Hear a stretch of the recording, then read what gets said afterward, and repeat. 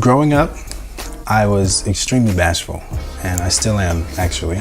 I'm better at hiding it now than I was then. I am drawn to the things that require me not to be, though, which is kind of ironic. I'm the youngest of 7, 6 boys, 1 girl.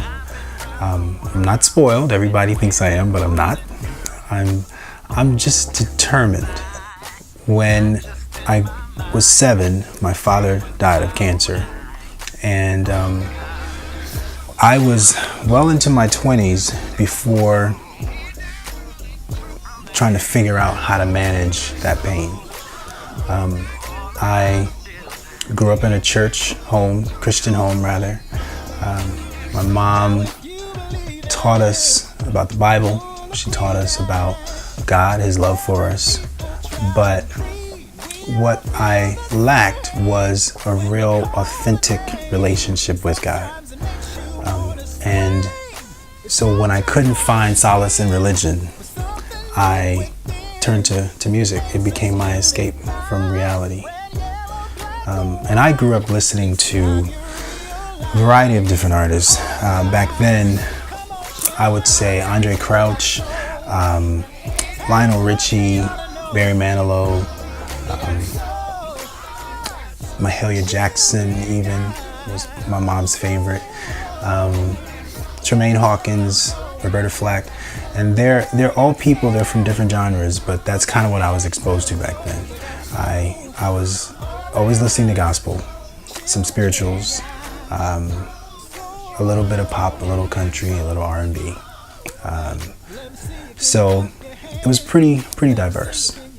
Now, in high school, that's when I began formal voice training, and I loved it. It was just like something new. It was like, you can actually study how to do this. But classical music was what I was studying, and I loved it, but it wasn't as drawn to it as I was gospel. But if I were not doing gospel, I would definitely be doing classical music. It is truly my second love. Richard Smallwood, there's so much to be said about him, but he, I would say, is the gospel artist that's made the biggest impact on me.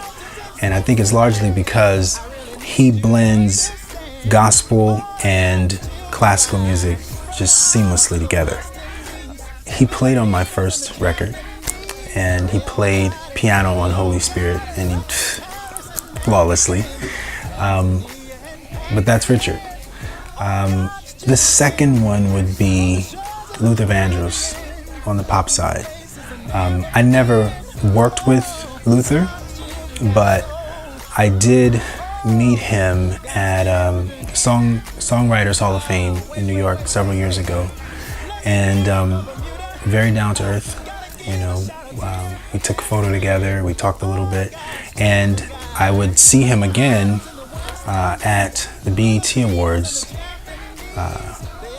like the year before he died. And he's definitely a voice that I miss. And what I love about Luther is his polish. You know, he was just a very polished singer, you know. I loved his tone, and I loved his passion, you know, and those are all things that people associate with me now, and I know where I got that from, you know. You got soul.